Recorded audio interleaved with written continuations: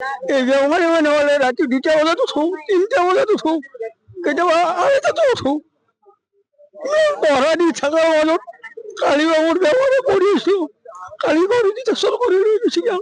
কেইটা নিছে? দুটা দমৰা দিছে, ডাঙৰ দমৰা ভাল পাবৰে দমৰা দুটা নিছে। কালি ৰাতি নিছে? কালি ৰাতি নিছে।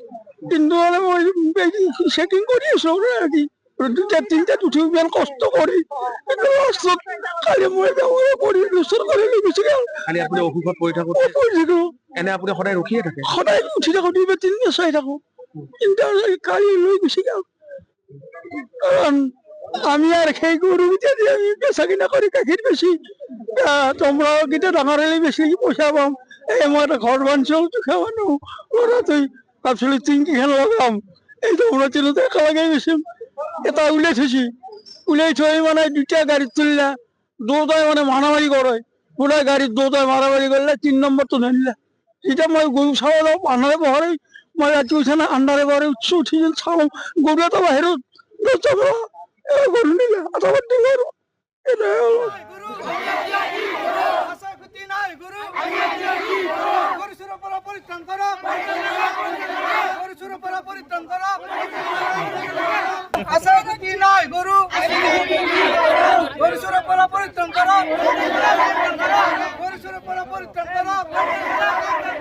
আজি 2 মাহ ধৰি আমাৰ ইয়াত তাৰ মানে প্ৰায় গৰু চুৰ হৈ আছে।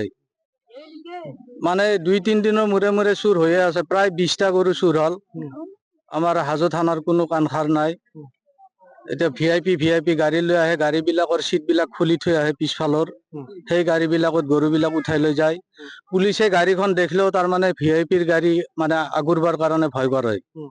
তেনেকে আমাৰ ইয়াত মানে এতিয়া আমি থাকিব নোৱাৰা হৈছো। ৰাইজ এতিয়ালৈকে 20টা মান চুৰ হল। 10টা মান পৰিয়ালত 2টা লৈ যায়। ভয় মানে বহুত ভয় আৰু এতিয়া ৰাতি টোপনি মাৰবা নোৱাৰো আমি, দিনত কাম কৰিব লাগে। এতিয়া ৰাতি টোপনি নামিলেও নহয়, গৰু ৰখি থাকিব? গৰু ৰখি থাকিব লাগে। তেনেকে তাৰমানে আমাৰ এতিয়া ৰাইজৰ বিৰাট বিপদ আৰু কৃষি কৰ্মৰ লগত জড়িত গাঁওখন। প্ৰায় মানুহৰে কৃষিৰে কৰ্ম আৰু বেলেগ নাই আৰু। পোৱালিৰ পৰা 2টা গৰু লৈ গেল। মই শিকলিও মাৰছো, কিন্তু তালা কাটি শিকলি কাটি তালা ভাঙি সেইবিলাক কৰি থাকে সদায়।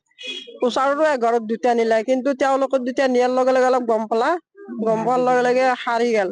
কিন্তু এতিয়া আমাৰতো ঘৰৰো নিৰাপত্তা নাই। আমাৰ ঘৰতো এতিয়া চোৰ ডকাইত কৰিব। যদি আমাৰ গোহালি খালী হৈ গেল, নাপালি আমাক মানুহৰ পৰা হলেও কিবা বিচাৰিব।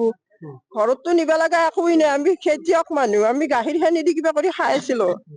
এতিয়া মানে আজি মই ডাঠা কৰি গৈছো, কিন্তু মই যোনদিনাখনে গৰু নিছি মোৰ মানে কোনে মৰিছি কেনে ভাব লাগছি মই নিজেই কব নোৱাৰো। এতিয়ানো মই কান্দি থাকো গৰু 2টা কাৰণে।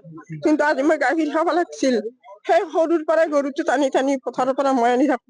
মানুহটো এই অৱস্থাত আজি 67 বছৰ, কিন্তু 60 বছৰ হলেও চৰকাৰে ৰিটায়াৰ দিয়ে, কিন্তু আমাৰ মানুহ ৰিটায়াৰ পোৱা নাই। কিন্তু এজমাহ সেই মানুহটোৱে গৰুকেইটা আহি পেলাই আমাৰ চলাৰ কোনো সেই নাই। গাখীৰ খানি দি আমি চলি থাকো।